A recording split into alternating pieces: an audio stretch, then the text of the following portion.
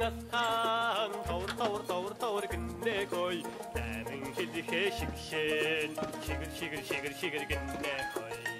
we spoke last time, Yeah. you mentioned that you had been a monk when you were a young. Well, I was quite a child when I was 5 or 6 years old. I was given by my father as a student to the Gondan monastery, to be together with my teacher, learning for the whole day, almost, without any intervals, no brief and so on. Yeah, I think I was born in 1927. It means in 1933, 4, 5, 6, something like, in 1930s. Yeah, he was a traditionally Mongolian man. He was a rather rich man, and he believed very much. He was a religious person. He had very good contacts with the Gondan Hure monasteries, and he always supported the monasteries and lamas. He was I would say, a great alms giver. Great alms giver, because he donated much to monasteries and lamas and supported all religious ceremonies and so on. What happened with him during the time of the cultural purges? Was during this hard period, he was of course arrested in 1937 and was shot within a month. And your teacher, Ngakramba? And my Hamba Agramba Lama was also arrested in 1937. And of course, I don't know his fate, but I think he was also killed. Yeah. I think so. Yeah.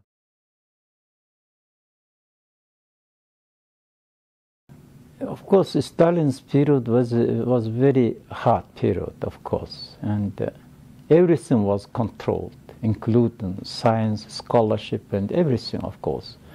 And it was very limited possibilities to study, to carry on a genuine research in the field of social sciences. It was very hard. Nevertheless, it was possible. It depended upon a person. After the closing of all monasteries, I was, of course, came back to my home. And when I was 11 years old, I went to the elementary school. And so this was the beginning of my modern education. And then after finishing the middle school, I was selected as one of the best students to be sent to Moscow to study and to get my higher education. At that time, I was 19 years old. 19 years. And of course, Khrushchev's period is a special period. It is a special period in the history of Russia, I think, in the history of communism, I think.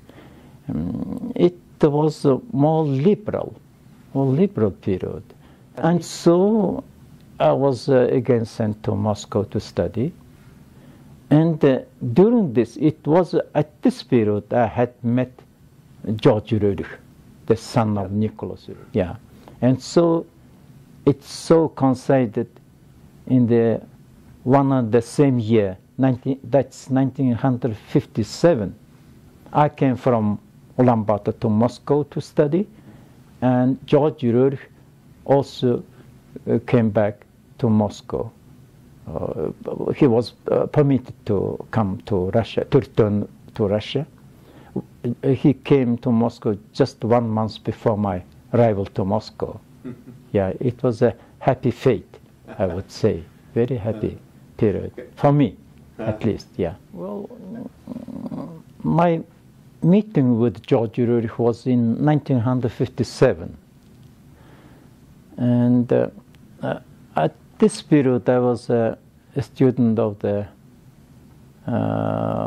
Institute for Oriental Studies of the Russian Academy of Science, and I was looking for my professor to learn Tibetan and Sanskrit, and also to be guided in writing my doctor's thesis.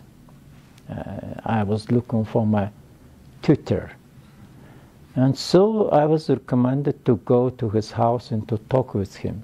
And when we met for the first time, he was very glad to have a Mongol to talk, to speak, and asked him whether he could agree to be my tutor. He told me with great pleasure, I will be very happy to work with the Mongolian student. The first meeting took almost 2 hours, I think so, because he was very much interested in Mongolia and was very happy to speak Mongolian with the Mongolian. And so it seemed to me that it was very interesting for him to talk with the Halkha Mongolian in Mongolian. And so he told me from the beginning that I will teach you Tibetan Sanskrit, and he told me, you will teach me spoken Halkha Mongolian. During this conversation, he told me that he was in Mongolia in 1926 and 27 with his father's expedition. And I studied under his tutorship for 3 years, from 57 and 60. And he died just 1 month before my defending my doctor's thesis. Yeah, he died in May. I defended my thesis in June. Many Russians I've met speak about his death as though it were some kind of government conspiracy theory. You know, it is very, very difficult to say, but I heard about these rumors, of course. Even at that time, there was such rumors spread in Moscow, and later on, of course. But nobody knows, I think so. It is difficult to say certainly, because he died certainly. Quite, we didn't expect. He never fell ill, never fell ill, and you know, it was, I think, 5-6 years ago, while reading Roerich's travel records of the expedition, George Roerich's book, I saw a picture of an old wooden house.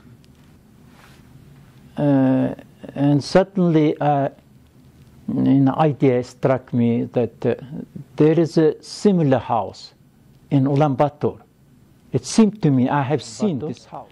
And I was reading this book in the evening, and just early morning I went, before going to my office, I went to this house with the book, and with the picture of this house. And so I had started to work to save this house. And I applied to the city government, asking and explaining that this is a very historical house. It shouldn't be abolished, replaced by.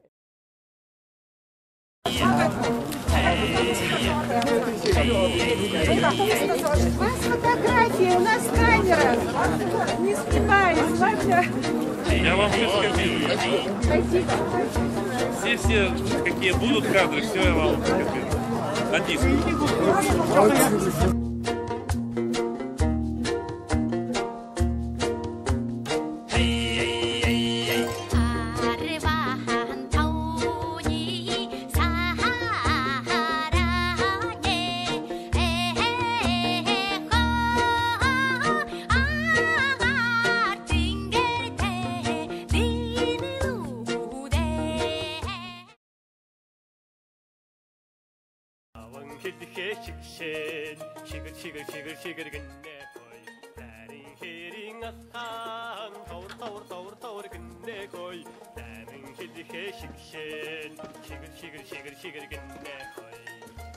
Well, Professor Bira, thank you very much for the interview.